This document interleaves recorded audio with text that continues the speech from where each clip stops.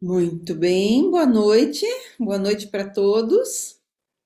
20 horas aqui no ICTS Instituto, aqui em Curitiba. E nós programamos para hoje uma aula, né, de abertura para um curso de pós-graduação intitulado A Formação da Personalidade.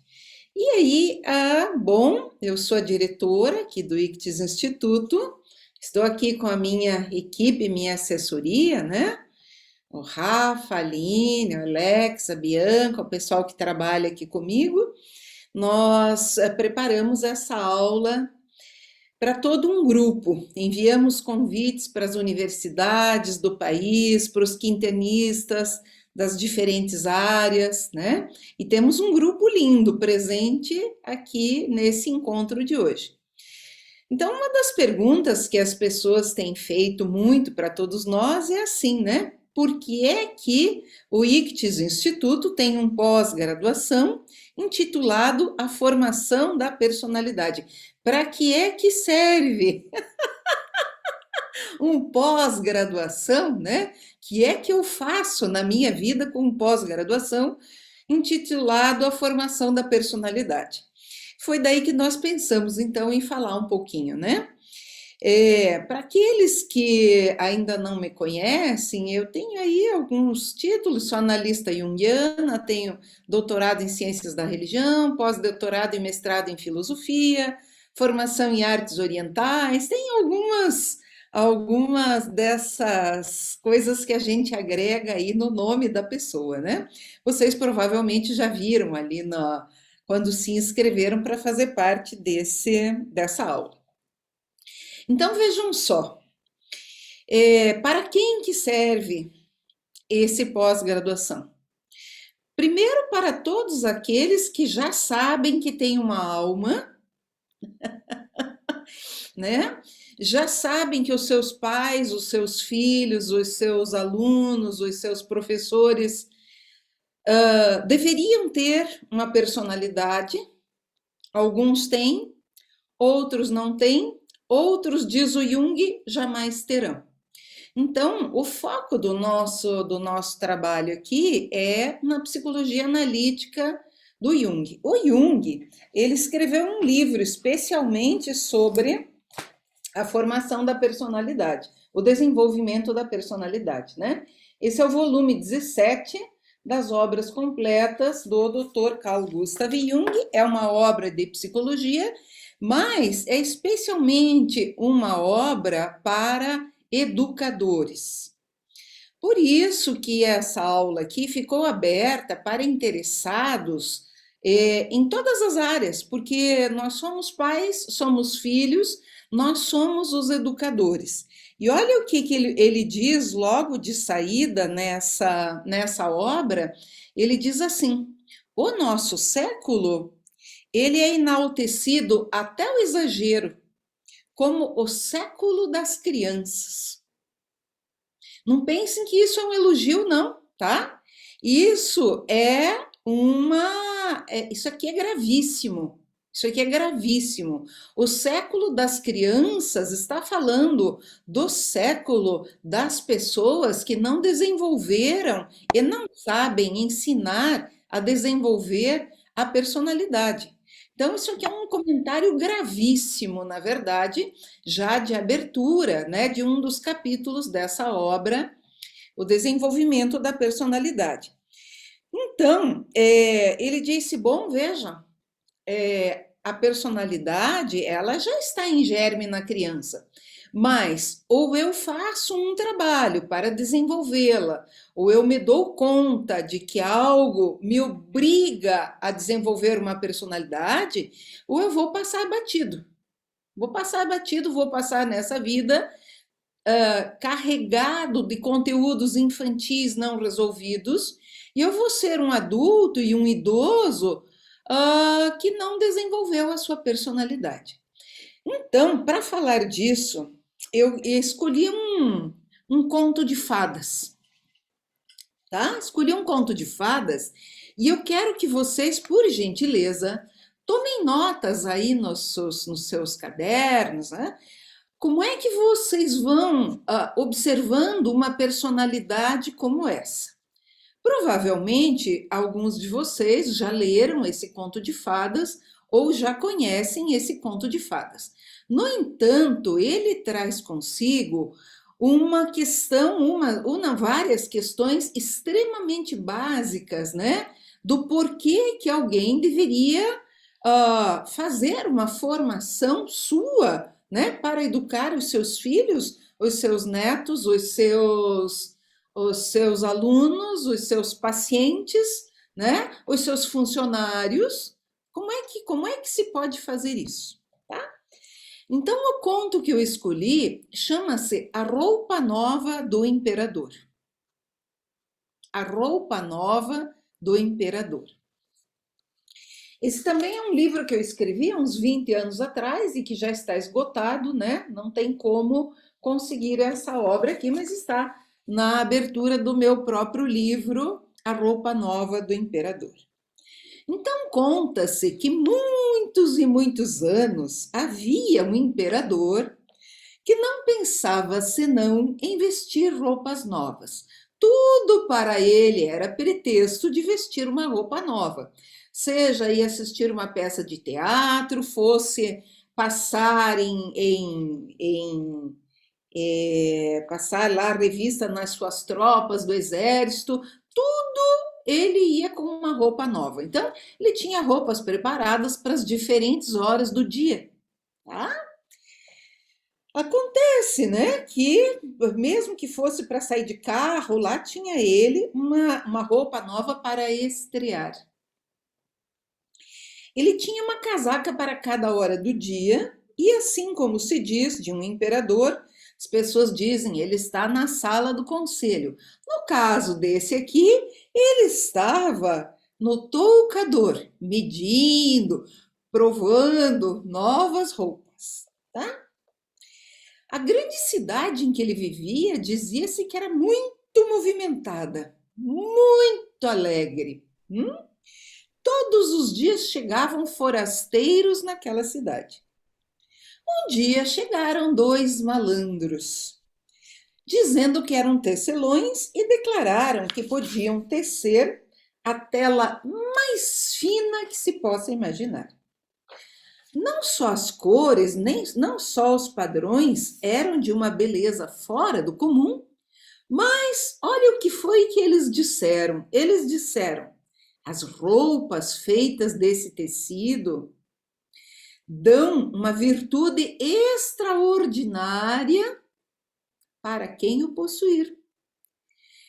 Tornavam-se invisíveis para todas as pessoas que ocupassem um cargo do qual não entendessem ou que fossem irremediavelmente estúpidas.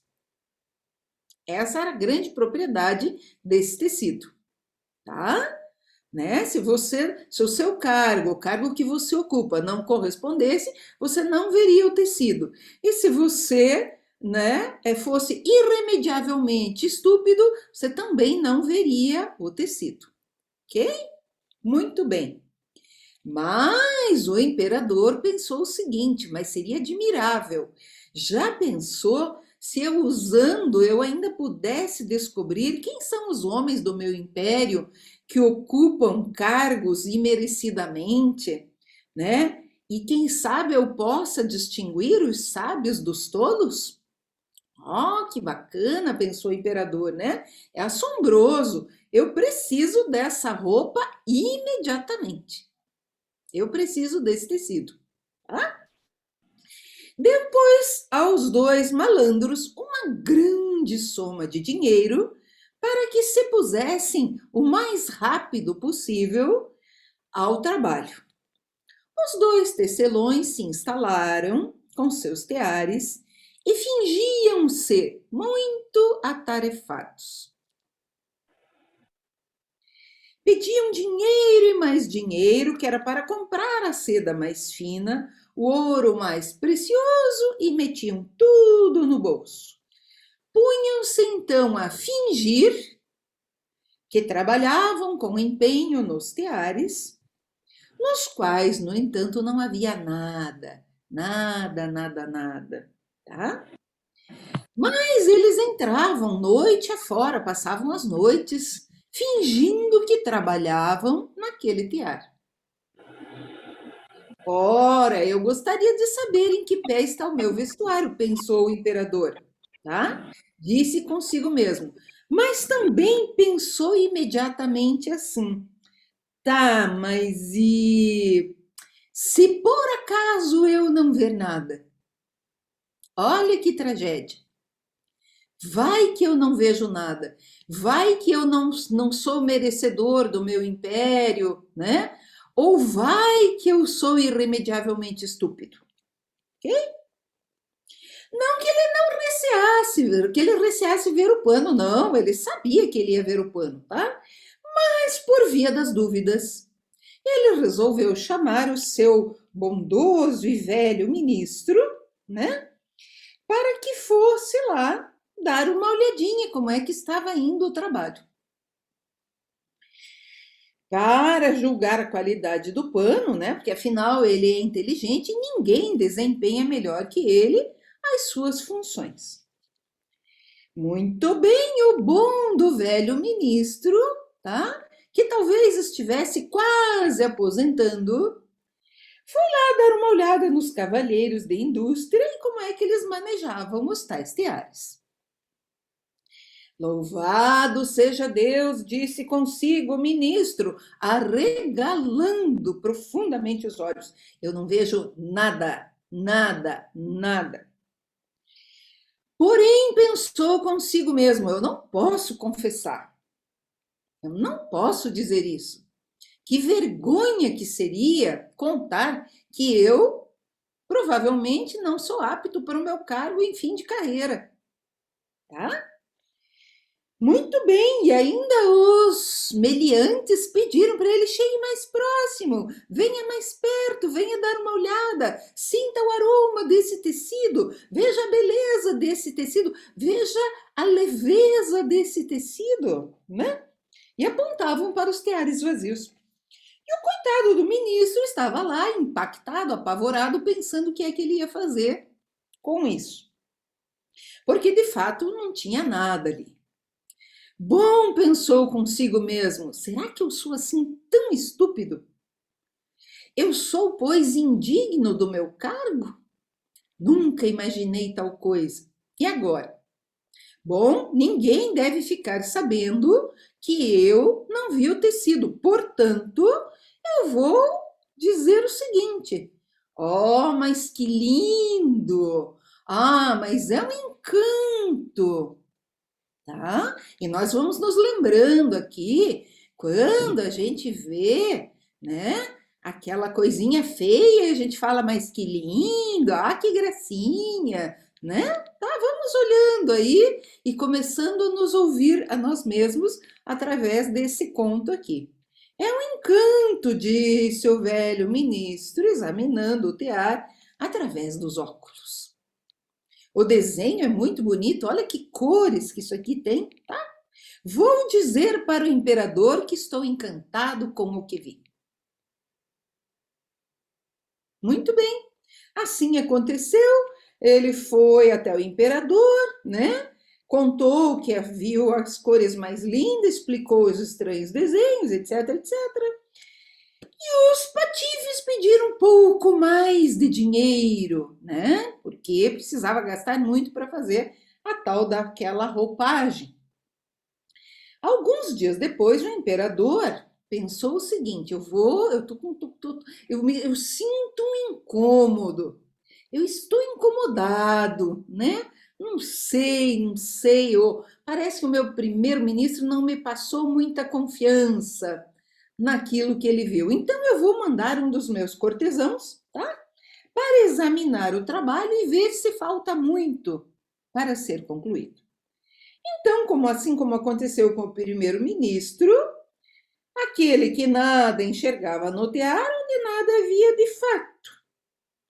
E perguntaram-lhe ao cortesão: não lhe agrada? O que que o senhor pensa dessa maravilha toda? E o cortesão, como o primeiro-ministro já tinha dito que viu o tecido e era lindo, ele fala: mas se ele viu, como é que eu não vou ver, né? Tá? Eu tenho que dizer que vi, porque que é que vão pensar de mim as pessoas à minha volta, né? Tá? Que é que vão pensar de mim se a minha opinião for contrária ao do primeiro-ministro que já viu o tecido? Pessoa de confiança do imperador. Muito bem, é um absurdo, né? Eu não vou confessar isso, nunca. Ninguém nunca vai saber que eu não vi o tecido. Elogiou o tecido que não existia, louvou as cores, o belo desenho, tudo, e foi dizer para o imperador que o tecido era encantador. Não podiam estar fazendo nada mais lindo. Ah, que lindo! Né? Muito bem. Na cidade não se falava de outra coisa. Eles tinham redes de televisão, provavelmente dessas, né, que noticiam tudo nos jornais da manhã, do meio-dia, da tarde, da noite, né? Dão todas as notícias e as pessoas ficam, a cidade fica todinha em volta, assim encantada com os acontecimentos, né? Com a guerra que tá vendo lá, não sei onde, não sei quantas mil mortes, não sei quantos isso, aquilo, bacana, assim, um movimento bem grande, a cidade toda, né, bem movimentada. Te perdoem as ironias, mas isso é um conto de fadas e eu estou aqui acionando a minha imaginação junto com a de vocês. Não se falava em outra coisa na cidade, tá? Senão naquela beleza que estava sendo construída, né? Na famosa fazenda, etc, etc. Muito bem, chegou então o momento em que o imperador precisava ele mesmo ver com os próprios olhos, mas antes, veja só, ele escolheu uma comitiva. Ele pensou: vou levar comigo os meus melhores, né? Todos os meus assessores vão comigo e a gente vai lá, vamos olhar juntos o que está acontecendo no teatro. Foram em comitiva, tá? Uma comitiva escolhida a dedo, né? Tá? Iam também dois conselheiros, né? Tá? É, aqueles que também já tinham estado lá também foram e todos foram. Chegando lá, disseram os malandros: não é magnífico? Não é magnífico? Veja, Vossa Majestade, veja essas cores, veja esses desenhos. E iam apontando para a moldura vazia do tear, julgando que os demais viam o pano. De repente, o imperador pensa: tremeu, tá? Tremia por dentro, as pernas tremiam quando ele olhou e pensou: eu não estou vendo nada. Nada, nada.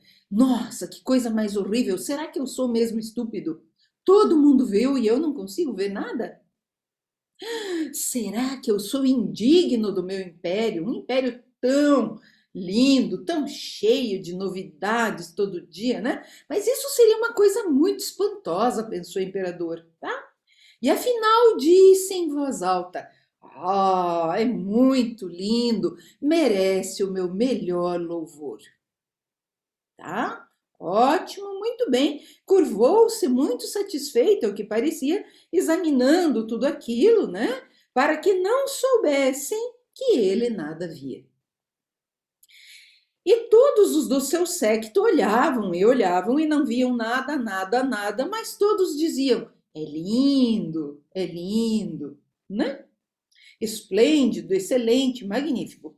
E todos estavam muito contentes. Havia uma grande alegria naquele império. Então, o imperador, inclusive, concedeu dois títulos: título de tecelões da corte imperial para aqueles jovens, né, cheios de energia que trabalhavam noite após noite para construir aquela beleza toda. E ainda deu uma comenda para eles, né? Deu títulos para eles. Bom, agora chegou o dia em que o imperador então vai sair em procissão pela cidade usando a roupa nova e a cidade inteira está se preparando com festejos e festins e todos saem para a rua e para as calçadas e levam bandeiras e tudo mais, né? E o imperador e o seu cortejo vão sair para o desfile. Todos se afadigavam no último momento, né? Fingiam que tiravam a tela do tear e então chamaram o imperador. Venha, vossa majestade, despa essas suas roupas do dia a dia e vista suas novas roupas, né? E assim o imperador, juntamente acompanhado de seus mais nobres cavalheiros, e os dois embusteiros erguiam o braço aqui e ali, né? Vejam, aqui estão os calções, majestade. Aqui está a sua casaca, aqui está o seu manto. São tão finos, né? Que não se pode ver nada. Parecem teias de aranha, de tão sutis que são. E caem como se a gente não tivesse nada no corpo. Mas aí é que está mesmo a beleza do tecido. Todos concordaram que era assim mesmo, e, no entanto, ninguém podia ver nada, nada, nada.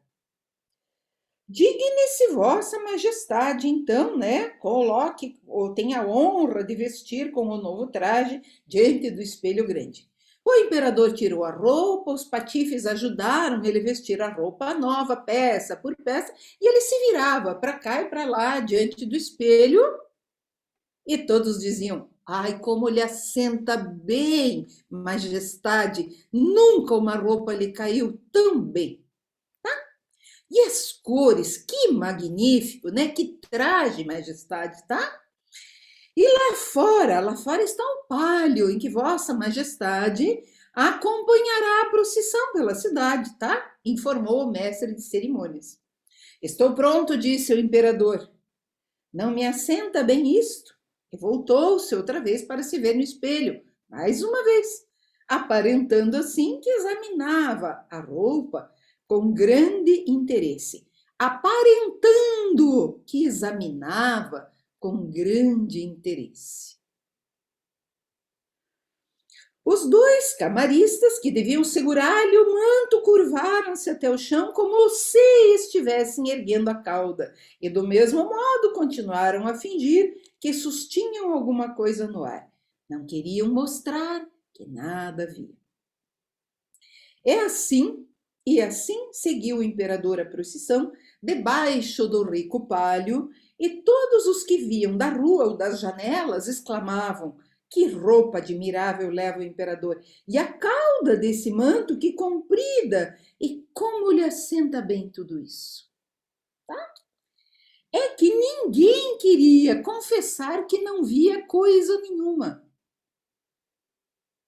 Ninguém queria parecer estúpido, ninguém queria parecer fracassado, ignorante, ninguém queria parecer que não sabia, né? E todos foram concordando, né? E também ninguém queria perder, né, os seus cargos, porque aqueles cargos podiam ser bem rentáveis. Acontece que de repente, uma voz gritou na multidão. Uma criancinha gritou na multidão: mas ele está nu!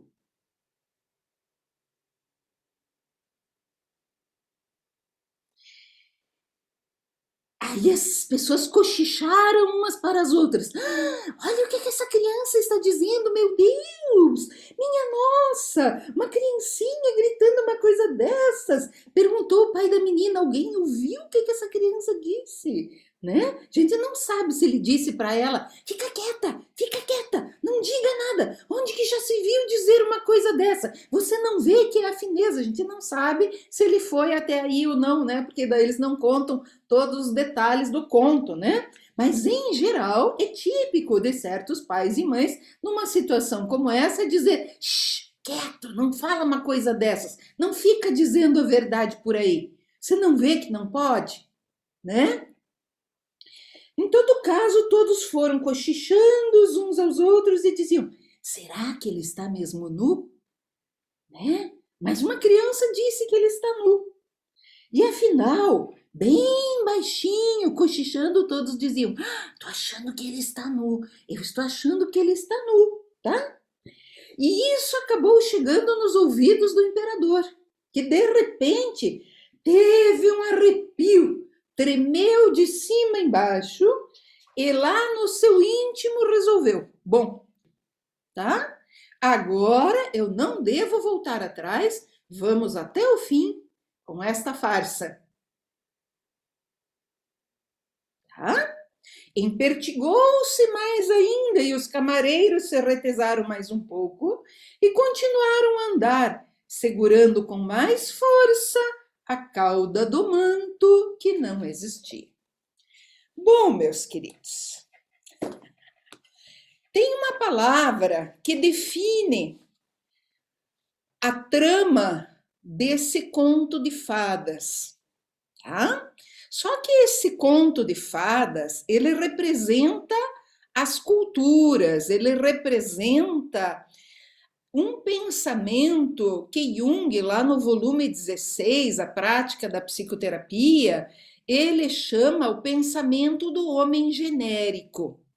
O homem genérico é um determinado estado mental em que nós ainda não temos a coragem de ser quem somos.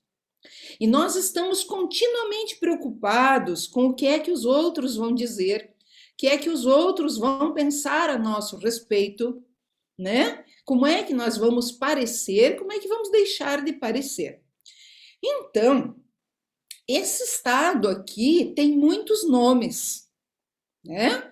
Um dos nomes disso aqui é cultura. O outro nome disso aqui é homem genérico. No homem genérico, a personalidade, nesse tipo aqui do nosso conto, a personalidade ainda não emergiu. E se ela tentou, por alguma razão, dar as caras, ela foi imediatamente abafada. Por quê? Porque haveriam muitas perdas caso alguém afirmasse: Majestade, Vossa Majestade está nu, eu não vejo nada. Nossa, quem sabe te mande furar os olhos, né? Porque onde é que já se viu um único sujeito no meio de uma multidão ser o único que não vê a verdade escancarada, que está ali, todos concordam, né? Que essa é a verdade propriamente dita. Então, isso aqui, é disso que o Jung está falando quando ele diz: nosso século é enaltecido até o exagero como o século da criança. Então, pais e educadores infantis educam crianças. E geralmente, para piorar a situação, nós normalmente temos crianças quando somos muito jovens, ou seja, quando a personalidade também ainda não emergiu. Então, de repente, são crianças preparando crianças para a formação da personalidade, tá? Muito bem. O Jung ainda diz o seguinte, você fala dele, tá? Que muitas vezes carrega danos graves que perduram por uma vida inteira, causados por uma educação tola, tanto em casa quanto na escola. Olha, eu não vou usar todas as palavras duras que o Jung usa com pais e professores e educadores e diretores de empresas e chefes disso, daquilo. Não vou nem entrar no mérito da política e de todas as artimanhas que envolvem as personalidades que guiam, né, que governam a cidade, o estado, o país, enfim, né? Nem vamos entrar nesse mérito. Então, o que é que nós estamos tentando fazer? Juntando uma dúzia, máximo 2 dúzias de indivíduos que talvez queiram entender como é que se forma uma personalidade. Quais são os requisitos básicos para que uma personalidade possa se formar? E que é que o sujeito vai levar daqui? Vai levar consigo a possibilidade de, se quiser e se for chamado para isso, ser um pai, uma mãe com personalidade, ou ser um professor, um chefe de família, uma pessoa no seu trabalho que tenha personalidade, tá? Então, mais do que isso, talvez não sirva. E pode ser que, inclusive, nem seja rentável. Porque, veja, certa vez eu fiz uma proposta para trabalhar com a Polícia Militar do Paraná, o que ia se estender para a polícia do país e tudo mais, devido às grandes doenças que tomam as pessoas nos bastidores, né? Muito estresse pós-traumático por violência, muito. Na época, o comandante ficou muito feliz com a minha proposta e disse: "Ah, eu quero que a senhora comece tirando de lá os encostados. Temos no momento, só aqui, no não sei onde, num certo lugar, 3.600 e tantos encostados." Ah, aham. Aí eu precisei decepcionar profundamente o comandante. Eu falei para ele: "Comandante, só podem desencostar aqueles que realmente quiserem fazer isso. Aqueles que quiserem continuar encostados, porque precisam receber enquanto estão encostados, porque precisam esperar a aposentadoria, ou porque não querem voltar para as ruas por A mais B, com esses a gente não pode fazer nada." Sabem o que ele me disse? "Ah, então não adianta esse trabalho aí, porque é muito difícil que alguém queira mesmo voltar para a rua. Eu mesmo não sei se eu ia querer." Ah, claro, né? Claro. Ó, vamos olhando aqui, que cidade é essa, né? Nessa cidade aqui, quando a personalidade não pode ser desenvolvida a contento, um outro mundo que nós chamamos aqui na psicologia analítica de inconsciente vai pegar feio, tá? Vai pegar feio. Vai gerar sintomas de todo tipo, tamanho e qualidade e intensidade. Então, um dos preços de não se desenvolver a personalidade, né, são as doenças do corpo e as doenças da alma. Mas qual é o preço de se desenvolver a personalidade? O Jung disse: olha, você escolha de que lado você quer pagar, porque você vai pagar dos dois lados. Se você escolher pela personalidade, tem um preço, e é caro. Se você optar por não desenvolver a personalidade, tem um preço, e é caro, tá? Então, veja. Na página 174, ele diz assim: bom, todo mundo fala em educar para a personalidade. Veja que nós não estamos falando da educação de disciplinas, matemática, história, física, biologia, português, inglês, não sei o quê. Não estamos falando disso. Estamos falando de educar para a personalidade, educar crianças éticas, crianças que ainda saibam respeitar adultos e adultos que saibam respeitar crianças.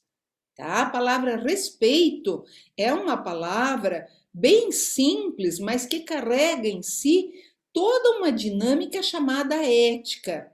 Sem ética não tem personalidade, não tem desenvolvimento de personalidade. É óbvio que isso aqui é algo que vai se desenvolvendo aos poucos, né? Mas, de toda forma, a palavra ética é uma palavra que vai ter que acompanhar o desenvolvimento da personalidade. Bom, vamos mais um pouquinho adiante. O Jung diz assim: quem é mesmo que educa para a personalidade só vai conseguir educar para a personalidade quem tiver personalidade.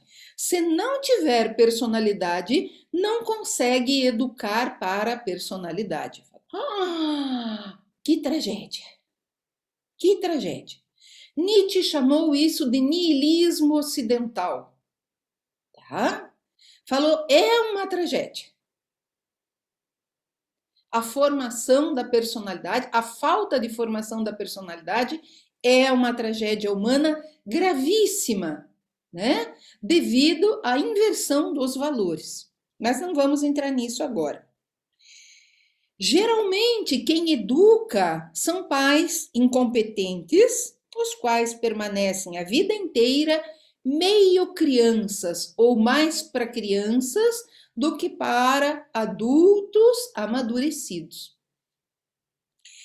Isso é Jung dizendo, tá? Eu só fiz uma colinha aqui para minha mente seguir, porque eu queria pegar alguns pontos para a gente falar, porque essa hora passa muito rápida, né? Eu ainda estou no meio da primeira página e tem mais várias páginas aqui para nós. Aí ele disse o seguinte: será que é possível ensinar métodos mediante os quais se pudesse ensinar personalidade para pais, professores e profissionais de toda e qualquer área?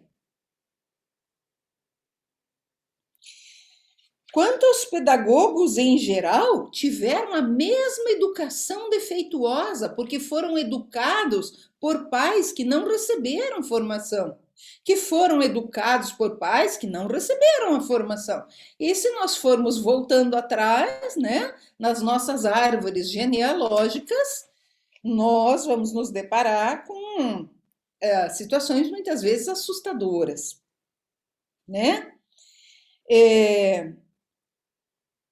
Geralmente eles não são personalidades e desgraçadamente as crianças também não, tá?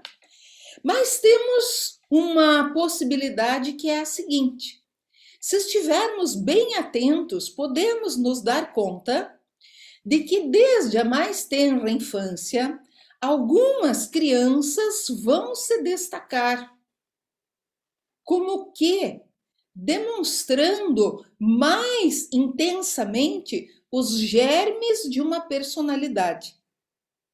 Tá? Bom, diz o Jung, como um adulto, como um educador, como um pai, uma mãe, né, como um psicólogo, enfim, ou de qualquer, eu não posso corrigir na criança, nem em ninguém, um erro que eu mesmo ainda continuo a cometer.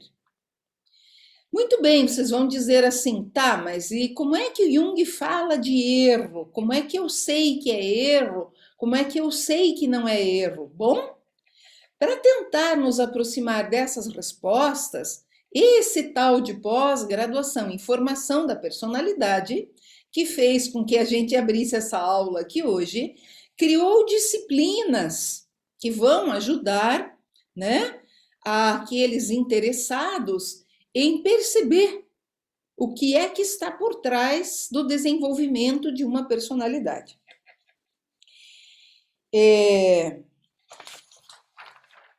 Existe uma coisa que é importantíssima para desenvolver a personalidade. Ela não se desenvolve do nada, tá? Não é possível calcular o número de condições que devem ser satisfeitas para alguém conseguir atingir o desenvolvimento, o melhor desenvolvimento de uma personalidade. Então, nós podemos ir adquirindo, ir dando alguns passos na formação da nossa personalidade, né? Mas se nós formos de fato desenvolver até as últimas consequências uma personalidade que só pode ser individual, não é coletiva, o coletivo vai se autocontaminar, assim como no conto, tá? A personalidade vai ter que emergir do meio do coletivo, mais ou menos como faz a criança, dizendo: eu vejo de outro jeito, eu penso de outra forma, eu não sinto assim, tá? E isso é um grande risco para essa pessoa, porque ela pode justamente ser expulsa daquela comunidade, né? Muito bem. O Jung prossegue dizendo assim: para atingir a personalidade, nós vamos ter que olhar para a pessoa sob vários aspectos. Aspectos biológicos, aspectos psicológicos, aspectos sociais e mais ainda, aspectos espirituais. Bio, psico, sócio, espiritual. Então, veja, tem um conjunto de fatores, né, que nós precisamos afinar, aguçar o nosso olhar para ver se estão se desenvolvendo a contento para que uma personalidade possa emergir. No entanto, tem uma coisa importante aqui, diz o Jung. Tá, então eu estou ouvindo tudo isso e digo assim, mas será que em mim a personalidade já começou a se desenvolver? Ou quem sabe eu já sou uma personalidade? Uma personalidade não é por causa dos títulos nem dos cargos que a pessoa tem, atenção, olha o conto, tá? Nem pela quantidade de dinheiro que a pessoa tem, olha o conto. Nem pela quantidade de pessoas envolvidas na mesma ideia. Não, isso não é uma personalidade, tá? O Jung usa uma palavra que é genial e que nós temos que trabalhar muito. Eu já tive na minha vida uma necessidade, a vida já me pressionou para que eu mudasse de rumo, para que eu mudasse de vida, para que eu mudasse disso, mudasse daquilo, por causa de uma necessidade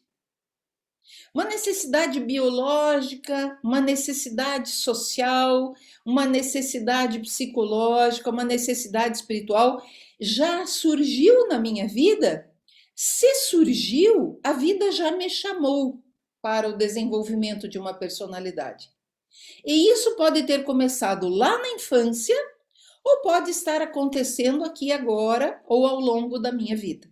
Então, a palavra necessidade é uma palavra que vai acompanhar a aquisição da personalidade, tá? O Jung prossegue dizendo o seguinte: sem isso, existe uma tendência para a acomodação, uma tendência para o deixa para lá. Vamos empurrando com a barriga. Quem sabe na próxima encarnação, na próxima vida, no próximo não sei o que, a gente consiga desenvolver a personalidade. E a gente vai levando, tá? A gente vai arrastando mortos, casamentos mortos, empregos mortos, vidas mortas, decisões mortas, vidas adoecidas. Carregamos caixões e caixões atrás de nós. Por quê? Porque eu teria que ter coragem para me desfazer de todos os caixões, de todos os barcos que já não têm mais função na minha vida. E para isso eu tenho que ter personalidade. Senão, eu prefiro permanecer na zona de conforto e não ter que esquentar a minha cabeça, nem me incomodar com grandes mudanças. Então, olha só, existe uma tendência, só que ele usa uma palavra generosa, ele diz a vida é extremamente conservadora, para não dizer inerte. Página 178, tá? A vida é extremamente conservadora, para não dizer inerte. Isso significa que eu vou adiando, né? Eu vou deixando para depois, um dia talvez, quem sabe depois, né? E eu vou priorizando as roupas novas que me colocam a ser aplaudidos e admirados aqui por essa cidade alegre que me rodeia. Essa cidade alegre é um mundo chamado mundo extrovertido. Muitos e muitos e muitos vão concordar comigo que nos 2 anos de pandemia houve uma tendência de sair um pouco da cidade alegre externa, porque não tinha ninguém lá fora. Você nem roupa nova não podia comprar, nem sapato novo, porque você não tinha onde desfilar. Tá? Aquelas roupas que você tinha no guarda-roupa que ficaram lá mofando, porque você usava a mesma todo dia, porque não tinha ninguém lá para te aplaudir, nem ver como é que você estava vestido ou não estava vestido. Tá? Então, assim, por um pequeno intervalo de tempo, nós demos uma recuada nessa cidade alegre aqui, tá? Demos uma refletida. Eu vejo que muitos e muitos dos nossos alunos hoje já têm reflexão, têm leitura, têm um mundo interior, já têm um mundo interno, né? Isso já está sendo transmitido para os seus grupos, para os seus filhos, para os seus professores, né? Mas nós temos muito o que fazer, temos muito chão. Olha que é que o Jung diz no final da página 178 e 179. Ele fala assim: para que essa personalidade venha a ser desenvolvida, ela precisa ser impulsionada, motivada por acontecimentos internos e externos. Tá? Acontecimentos, não está falando de aulas, está falando de acontecimentos da vida, né? Só que olha só, desenvolvê-la é uma decisão da pessoa. Desenvolvê-la é uma decisão da pessoa. Eu tenho que escolher desenvolver a minha personalidade e tenho que escolher pagar o preço. Há uns 3, 4, 5 anos atrás, eu dei um mini curso lá no primeiro encontro junguiano de Santa Catarina, quando nós estávamos começando a fundar o Instituto Junguiano de Santa Catarina, que hoje se chama IJUSP. Nós temos aqui o livrinho da época, né? E eu falei sobre o mito de Santa Catarina de Alexandria, que é a personalidade que deu origem ao estado de Santa Catarina. Eu fui reunir vários materiais, porque é um material que não tem fácil, né? Tá? E para falar da personalidade de uma mocinha de 16, 17 anos que resolveu bancar o imperador da época. Ele tentou comprá-la com todos os argumentos, porque, vejam, nós nos vendemos por dinheiro, nos vendemos por fama, nos vendemos por afeto, nós nos vendemos por qualquer coisa, para não ter que bancar a nossa personalidade. Então, na época, aquele imperador lá depois virou santa, tá? Com o passar dos séculos, virou santa a mocinha, né? Tá? Porque ele tentou comprá-la de todas as formas, inclusive mandou matar a mulher dele para ficar viúva, ofereceu o casamento para ela, falou: olha, eu te dou todo o meu império se você quiser, né? Eu só preciso que você desista desse negócio de cristianismo aí que você resolveu adotar e venha fazer par comigo. E ela disse: Desculpa, imperador, eu não vou fazer isso. O imperador, bom, tem todas as histórias que eu não vou repetir aqui, mandou jogá-la no calabouço. Lá no calabouço, ela saiu de lá 12 dias depois, segundo conta o mito, ou a lenda que seja, né? Mais linda do que nunca. E ele, mais uma vez, tentou seduzi-la com todas as suas forças e ela disse: Não, imperador, eu não vou fazer isso. Então ele pegou e mandou colocá-la na roda de tortura. Não sei se vocês sabem o que é uma roda de tortura. Uma roda de tortura é uma roda onde a pessoa é amarrada entre pregos grandes, né? Como se fossem, ah, enfim, espinhos grandes, né? E a pessoa é amarrada ali e gira essa roda, larga essa roda e a pessoa vai sendo furada enquanto a roda gira com ela amarrada na roda. Conta-se então que ela, aquela mocinha que resolveu pagar o preço da sua personalidade, de bancar o que para ela era a sua ética, né? E não se deixar seduzir pelos bens terrenos do imperador, conta-se que ela tocou na roda e a roda se espatifou diante de todos, o que trouxe mais e mais pessoas a quererem ter também personalidade. O que enfureceu terrivelmente o imperador, que então decidiu decapitá-la ele mesmo, né? Mandou preparar todo lá o cadafalso, não sei como é que é o nome daquele negócio, onde vai levar a pessoa para decapitação, né? E conta-se então que ele mesmo decidiu puxar a corda e decapitar a mocinha. E quando ele a decapitou, ao invés de jorrar sangue, jorrou leite e mel e vieram os anjos do céu e não sei o que, não sei o que. E aí tem toda uma história, né? E conta-se que isso foi tão verdadeiro que com o passar dos séculos hoje existe. Lá no Monte Sinai existe um templo, né? Conservado e reservado em nome dela, etc, etc. Então, eis aqui duas personalidades, a do imperador e a de uma mocinha, que nem tinha 18 anos ainda. Parece que tem uma necessidade de algo que é também para a educação das pessoas, né? Como é que eu educo com a minha personalidade? Essa é uma pergunta que nós todos vamos levar daqui. Como é que eu já educo com a minha personalidade, né? Olha só, quero ver se alguém colocou uma palavra lá. Não. É, não, hoje não vai dar tempo de vocês falarem que já é quase 9 horas, tá? Quero ver se consigo adiantar um pouquinho. Depois vocês podem perguntar à vontade o que vocês anotaram aí nas suas anotações, tá? Ele fala o seguinte, ó, para milhares e milhões de pessoas vão predominar as convenções.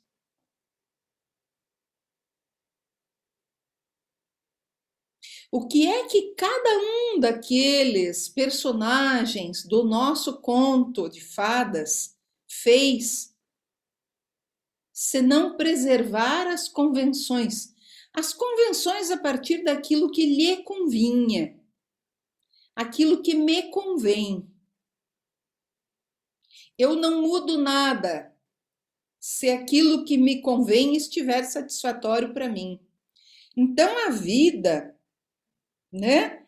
Ela vai ter que me arrancar do mundo das minhas convenções, porque pode ser que eu sozinho não saia daí. O Jung diz assim na página 180: o fato de as convenções permanecerem prova que a maioria esmagadora das pessoas não escolhe o seu próprio caminho, mas escolhe as convenções. Aquilo que é mais conveniente para mim, não importa a que preço, normalmente é onde eu faço a minha escolha. há milhões e milhões de pessoas seguem o coletivo em detrimento da sua personalidade, ou seja, da sua totalidade própria. O que acontece com as personalidades é que elas vão se destacar da massa. A massa não é só um conjunto de pessoas enquanto número, é um determinado modo de pensar. Um determinado modo de pensar que está muito preocupado com o que é que os outros vão pensar a seu respeito, o que é que os outros vão dizer, como é que os outros vão julgar. Tá? Então, todos nós, em certas fases da vida, nós passamos por essa massificação imposta pela nossa cultura, tá? Porque é assim que a cultura nos educa e é assim que ela nos prepara para não termos personalidade, tá? Acontece que quando um indivíduo vai ter personalidade, existe uma palavrinha que vai acompanhar essa pessoa. A palavrinha se chama designação. Eu tento fugir, tento escapar da minha designação, que é uma espécie de destino. Fujo para cá, a vida me pega. Fujo para lá, a vida me puxa de volta. E a vida vai fazendo de tal forma que ela me coloca no caminho daquilo que eu tenho que ser. Como se eu nasci para ser pé de rosa, né? Atrás da Simone tem umas rosas bem lindas lá, né, Simone, tá? Se eu nasci para ser rosa, eu não posso ser violeta. Se eu nasci para ser melancia, eu não posso ser abóbora, ainda que essas coisas se pareçam, né? Então a designação é algo que vai acompanhar o desenvolvimento da personalidade. Daí nós também temos que então, né, numa formação de educadores, professores, pais, filhos que querem compreender a personalidade, vamos ter que falar disso? Como é que não vamos falar da designação, né?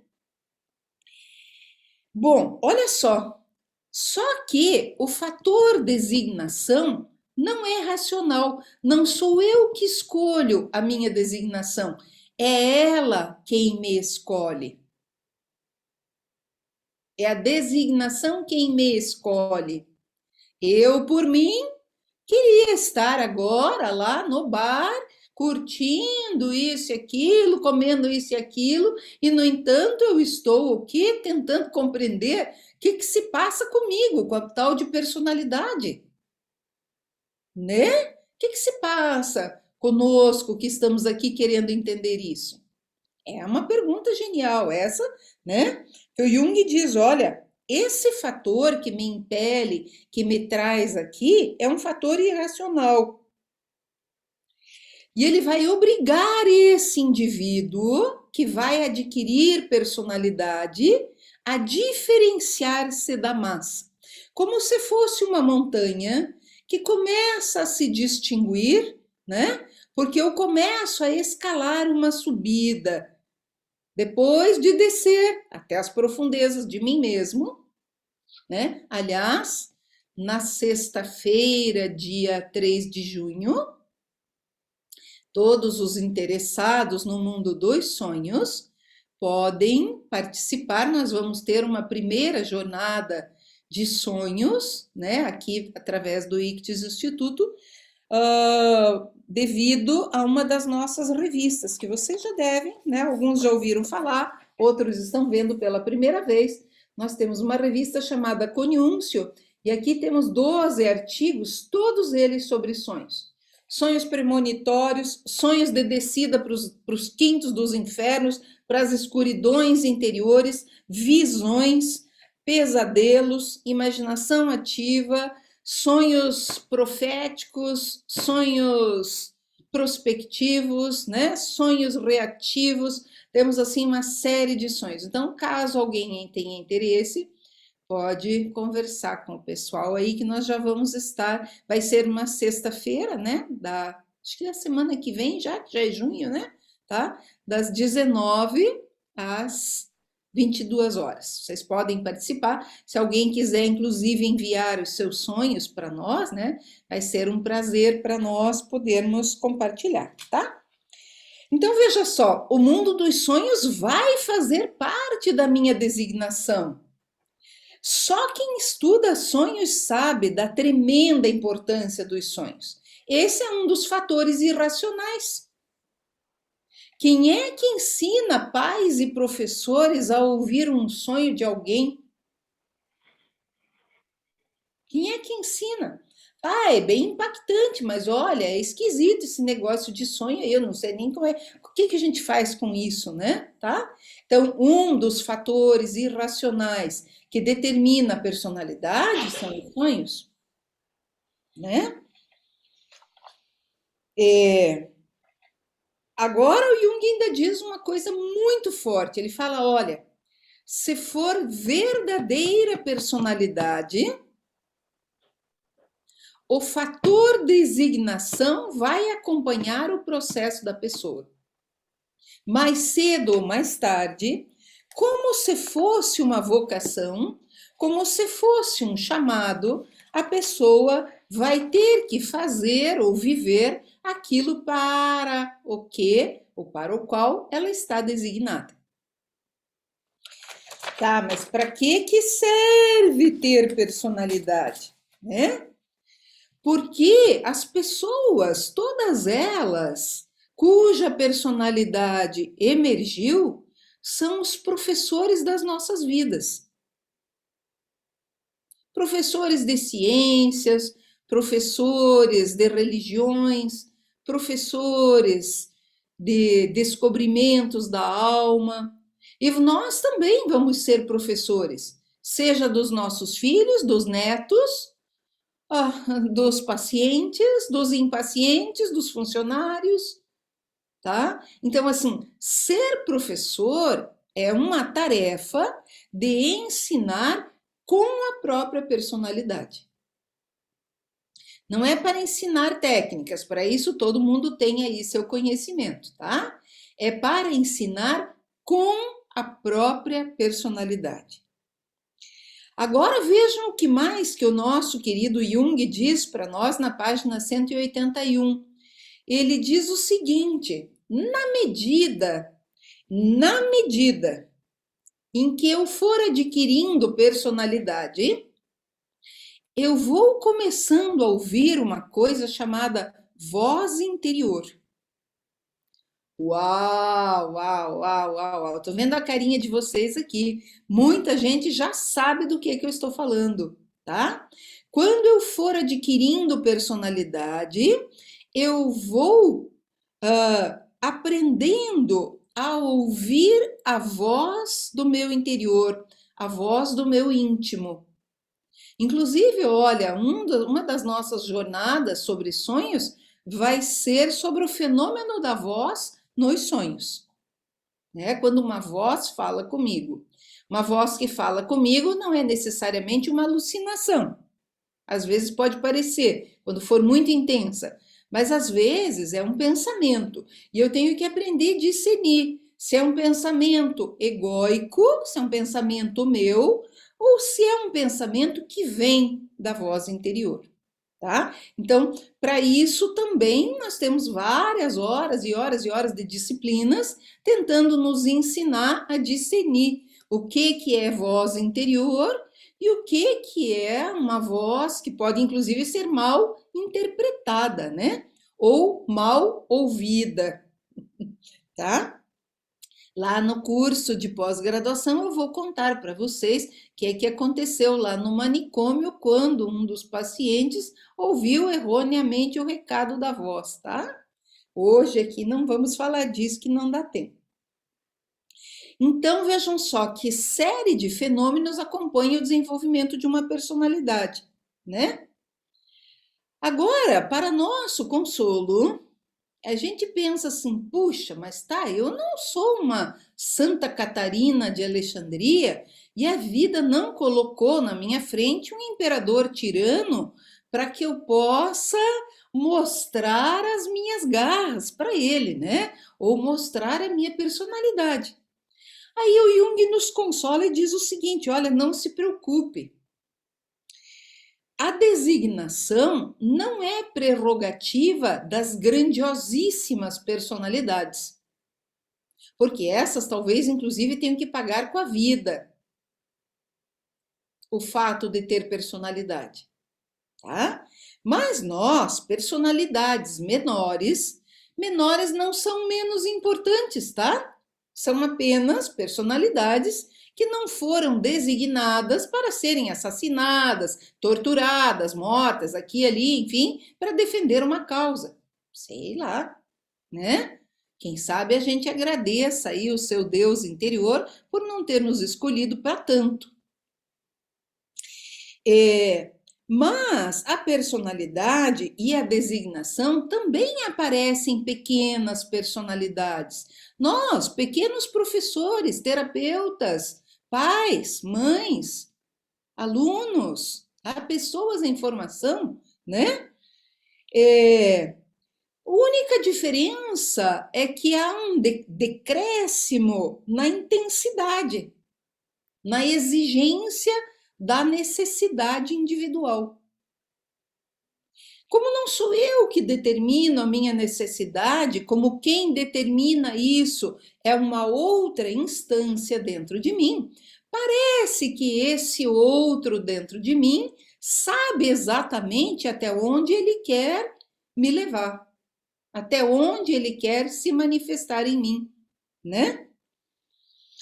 E acontece só que quando a personalidade for pequena, ela não sabe mais ouvir voz interior nenhuma e a sua voz se mistura com a voz do coletivo. Vejam que no nosso conto, né, todos os participantes, os personagens, o primeiro-ministro, aquele séquito todo, eles sabiam que aquilo estava errado. Eles sabiam, só que eles não tinham a coragem de bancar a sua visão, a sua percepção, né? Então, nós temos que olhar e pensar: o que que eu sei que está errado e não tenho coragem de bancar?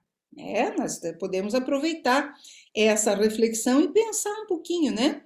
E ele vai dizer: olha, se eu não desenvolver nada, essa personalidade ou essa designação, ela vai se tornando cada vez mais nebulosa e cada vez mais inconsciente.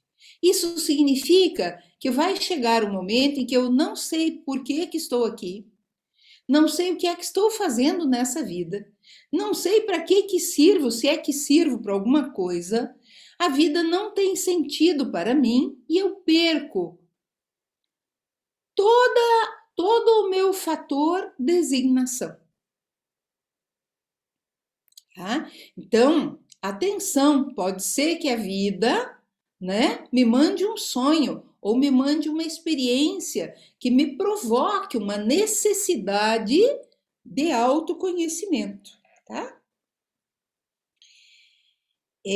Na página 189, reforçando isso que eu estou dizendo, o Jung diz assim: na mesma medida em que alguém se torna infiel à sua designação ou à sua própria lei, a pessoa deixa de tornar-se personalidade e ela perde também o sentido da sua própria vida.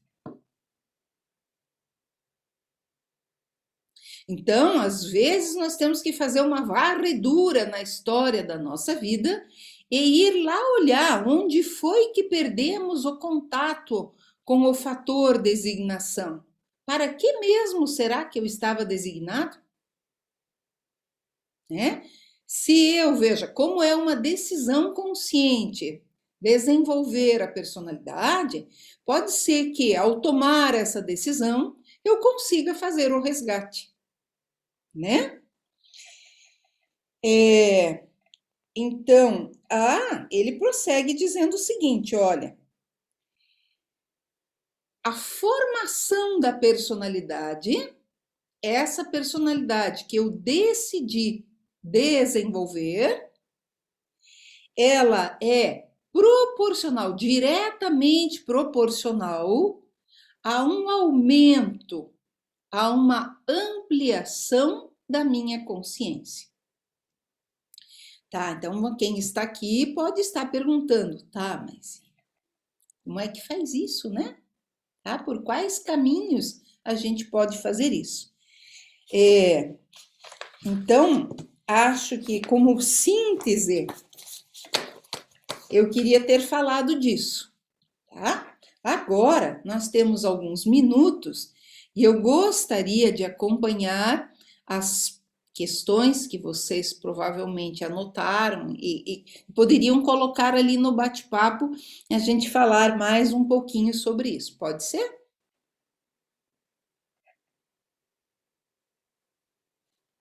Deixa eu ver o que é que vocês vão colocando ali, tá?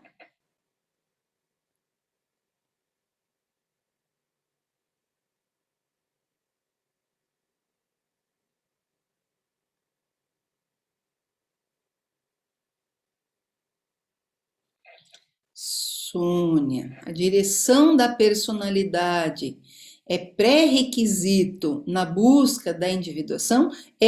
Marcos, é pré-requisito, praticamente segue o mesmo processo, tá? Vai andar em torno dos mesmos procedimentos, né? Tá? Por exemplo, aqui alguém perguntou, e a ampliação da consciência? Ampliação da consciência não é quantidade de informação. Ampliação de consciência não é erudição, não é aquisição de conhecimento extrovertido. Ampliação de consciência é uma consciência que eu adquiro por conhecer aspectos de mim mesmo que até então eu não me dava conta. Tá?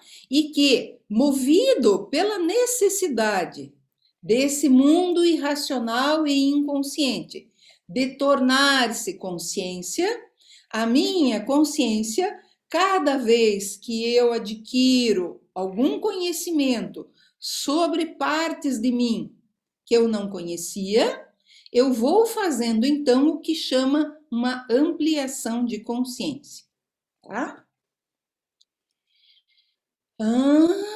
Luciana, como Jung viu os transtornos de personalidade, por exemplo, o transtorno. Olha, Luciana, nós temos preparado lá na grade das disciplinas do pós-graduação, nós temos aulas de psicopatologia, nós temos aulas para pais e professores para lidar com os transtornos do medo da vida.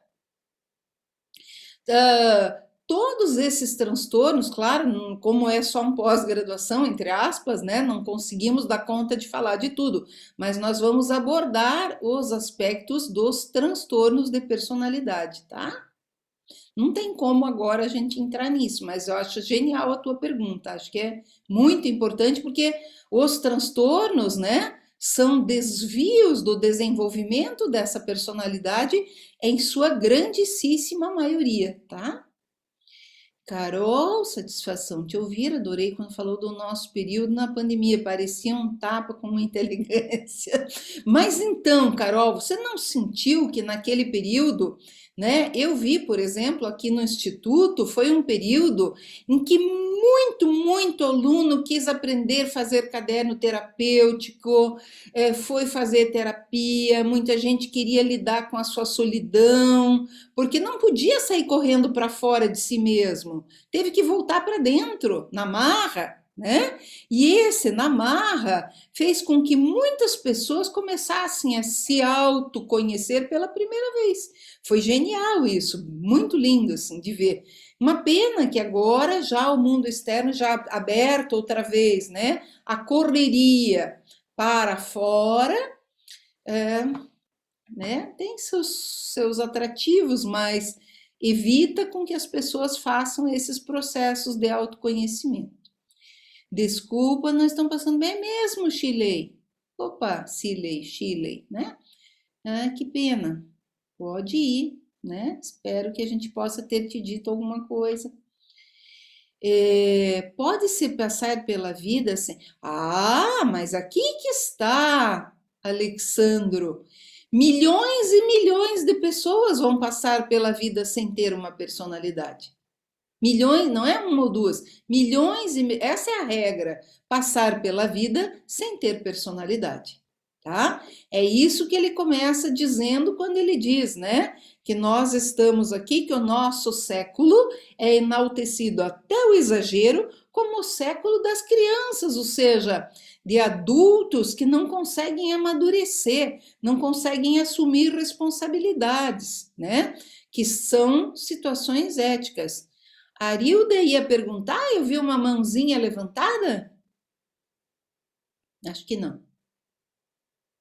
Ia perguntar, Arilda? Não? Vi mãozinha levantada. Aham, tá? Então, esse aqui é o grande problema, né, Alexandro? Que milhões e milhões de pessoas não vão desenvolver a personalidade, tá? A designação tem a ver com o mito do herói. Não necessariamente, não necessariamente. A designação, Luciana, depois nós vamos ter que diferenciar designação, vocação, talento. Talento é uma coisa, vocação é outra, designação é outra, né? Nós temos que fazer vários processos de diferenciação, tá? Ok? Pode ser que eventualmente tenha a ver com o mito do herói, né? Que alguém tenha realmente que cumprir com a sua designação, né? Se a gente pegar aqui, olha, um dos nossas jornadas vai ser sobre o Ayrton Senna, né? Como um dos nossos heróis nacionais que teve uma designação de fato pelas coisas que ele disse, por aquilo que dá para ler, né? Do que ele deixou, dá para se confirmar que ele teve uma designação, tá? Então aí, né, não, mas não quer dizer que todos vão passar por isso, né? Quais os sinais de que estamos desenvolvendo a nossa personalidade? Ótimo, Simone, excelente. Um dos sinais é que eu começo, Simone, a ouvir e entender a voz interior. Tá? Só que muitos de nós nem sabemos o que é voz interior e nós não sabemos a diferença entre a nossa voz e a voz interior. E isso faz parte desse processo de discernimento, né? Que na formação da pós-graduação a gente pretende inserir. Nós vamos inserir os estudos da sombra, vamos inserir. Vocês viram que aqui no nosso conto, os vilões, os dois vilões lá, né?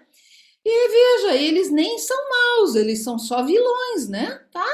Eles estão tentando dar uma lição para aquele povo, uma lição que nem o imperador e nem o séquito dele quis aprender, tá? Né? Não sei se vocês notaram, os vilões nem são maus, eles são só vilões. Eles estão lá com uma função psíquica de tentar ensinar aquelas pessoas, né, sem um mínimo de autoconsciência de si, para que elas despertassem. Mas nesse conto, desgraçadamente, o imperador termina mal, porque ele fala: já que aqui estamos, agora vai ser assim até o fim. Quantos e quantos relacionamentos nós fazemos isso, gente? Já que está assim, então que agora fica assim mesmo, né? Ou vamos ter que esperar meses e anos até a gente ter coragem de virar aquela página, de fazer uma mudança. Então, um dos grandes sinais, Simone, é começar a ouvir a voz interior, seja através dos sonhos, seja através das fantasias, seja através dos sintomas, Sintoma mesmo, gente, desse físico, biológico, seja o sintoma psíquico, como foi comentado aqui, né? De todo tipo de transtorno psicopatológico. Tudo são sinais, né? Áurea, a família, a escola, a cultura em geral reprimem a personalidade. Pode-se reencontrar o caminho mesmo? Isso, Áurea, isso, muito excelente, excelente questão, tá? É isso, né? Se porventura a minha designação se perdeu e eu sinto que uma coisa me falta, eu sinto que eu ainda não achei meu caminho, eu sinto que eu ainda estou em busca de mim mesmo, estou à procura de mim mesmo e ainda não me achei, essa pode ser a minha maior necessidade, pode ser a maior opressão da minha vida para que eu, ainda que tardiamente, vá em busca dessa designação, tá? Ah, mas e se for uma profissão que eu não dei conta de conseguir, né? A gente às vezes diz, ah, mas agora, com essa idade, se eu tinha uma designação, não dá mais, né? Não, não é assim.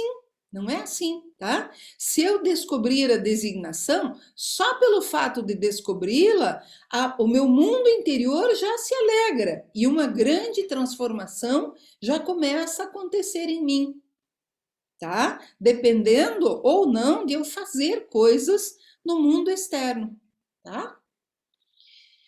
O desejo de mudar e a coragem podem ser indícios da designação na nossa vida. Ana, para todos. Ana, pode ser. O desejo da mudança.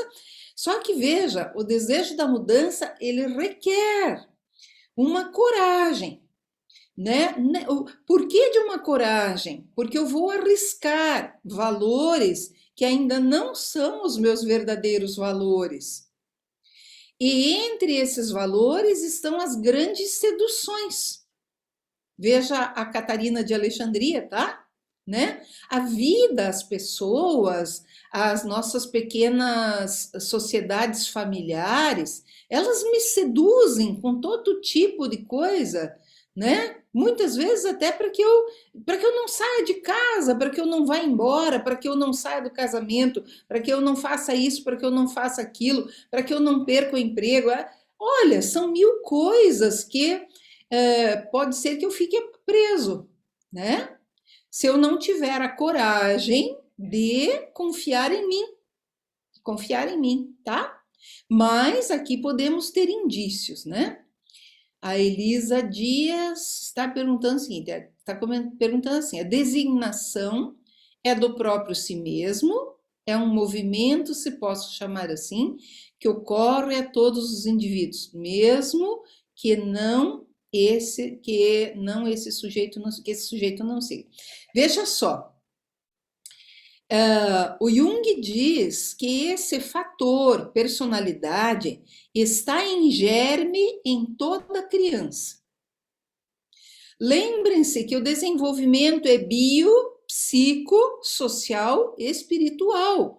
Criança com deficiência física pode ser que tenha muita dificuldade, dependendo do tipo de deficiência, ou nós mesmos, dependendo do tipo de situação física em que nos encontramos, que a gente não consiga completar aquilo para o que nós estávamos sendo chamados, né? Tá? Então, nós temos uma questão biológica. Depois nós temos todas as questões psicológicas que acompanham o desenvolvimento dessa criança, desse adolescente, desse jovem adulto, dessa pessoa já de idade madura ou avançada, que psiquicamente ainda é uma criança em termos de responsabilidade, em termos de dependência de outros, né? Então, isso já está em germe. Só que tem parábolas, né, no cristianismo que dizem, olha, vai depender de onde é que a semente caia, tá? Né? Para que esse germe se desenvolva ou não naquela pessoa. tá? Para que o sujeito não siga a designação, é muito difícil que ele não siga, porque é quase como tentar não ser roseira sendo pé de rosa, tá? É muito difícil a minha designação não se cumprir se ela for premida por uma necessidade. É muito difícil. Lembre-se, nem todos somos destinados a grandiosíssimas personalidades, mas somos personalidades aqui para educar os nossos filhos, nossos alunos, nossos pacientes, os nossos pais, tá? As pessoas da nossa vida. E isso já é uma contribuição fantástica para a consciência, né? Tá? Solange Lopes, fico pensando no sofrimento que requer esse desenvolvimento de nossa personalidade. É abrir mão de muitas construções. Você tem razão, Solange. Muito vamos ter que abrir mão, vamos ter que pagar o preço, né? Para desenvolver a personalidade. Mas se não desenvolver, pode ser que seja ainda mais caro, né? Então, são situações bem delicadas, mas que nós vamos ter a chance de fazer uma escolha, tá? A Arilda, o famoso ruim com ele, pior assim. Pois é, Arilda, vamos ter que olhar para isso aqui, né? Mas sabe, aqui na minha experiência, tenho aí mais de 40 anos de terapeuta, professora, né? Mãe de muitos filhos espirituais, psíquicos aqui, né? Tá? Eu vejo que na medida em que uma personalidade vai se desenvolvendo, quem vai assumindo o comando da vida da pessoa é justamente esse centro organizador, esse mesmo lugar de onde brotou o germe da personalidade. Esse mesmo outro dentro de mim que vem me conduzindo para cá, para lá, para fazer eu encontrar essa pessoa, aquela pessoa, esse ensinamento, aquele ensinamento, para me desviar desse caminho, me empurrar para aquele caminho, né? Coloca pessoas com a mão direita, tira com a mão esquerda. Fala, mas como assim, né? Parecia que era de um jeito, de repente é de outro. Então, esse centro organizador, na medida em que a personalidade vai se desenvolvendo, isso também responde à pergunta do Marcos, né? Tá? Um outro maior vai assumindo o comando da vida do outro menor, que é o ego, sou esse eu aqui, tá? Mas isso, de modo geral, vai me trazendo muita felicidade,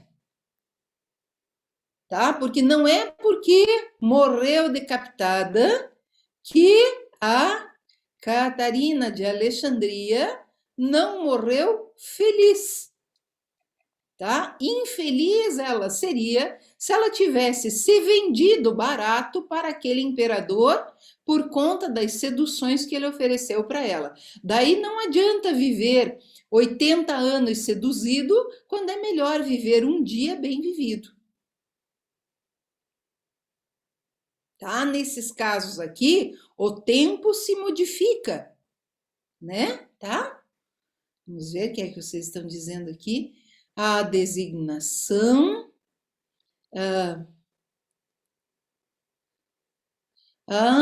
O coletivo castra, mas o desígnio te empurra para. Aham, pode colocar. A designação, assim como destino, pode ser abarcado pelo pensamento coletivo e assim castrar. Claro que pode, né? Claro, veja, milhares de personalidades são castradas por esse modelo coletivo. É assim que a cultura funciona, né? Catarina de Alexandria alcança nesse momento de não sucumbir. Exato, veja, ela pagou o preço da sua designação, mas que preço ela pagaria se ela tivesse se vendido para o imperador? Que era isso que ele queria, né? Tá? Comprá-la, né? Em troco de bens materiais. Quando ela dizia não, Mas o bem que eu tenho, que eu quero, não é bem material, é outro tipo de valor, né? A pergunta acima me mandaram como aham, isso mesmo, pode. Se quiserem fazer mais alguma pergunta, vamos dar mais uma para finalizar. Deixa eu ver se mais alguém quer. Senão, nós vamos dar a nossa aula por encerrada, essa aula de hoje. Se alguém quiser participar dos nossos cursos em geral, das jornadas ou mesmo do pós-graduação, pode conversar conosco, comigo, com a Aline, com a Bianca, com o Alexandro aqui, né? Nós estamos aqui porque nós acreditamos que esse é um caminho possível, tá bom? Ok? Um grande abraço para vocês, muito obrigada pelo carinho, pela atenção, né? E até breve. Tá? Obrigada, Sônia. De nada, queridos. Obrigada, doutora Sônia. De nada, queridos. Foi um prazer estar com vocês. Boa noite, gratidão. Boa noite, muito obrigada. Muito obrigada, foi perfeita. Eu amei. Que bom, que bom. Obrigada a vocês também.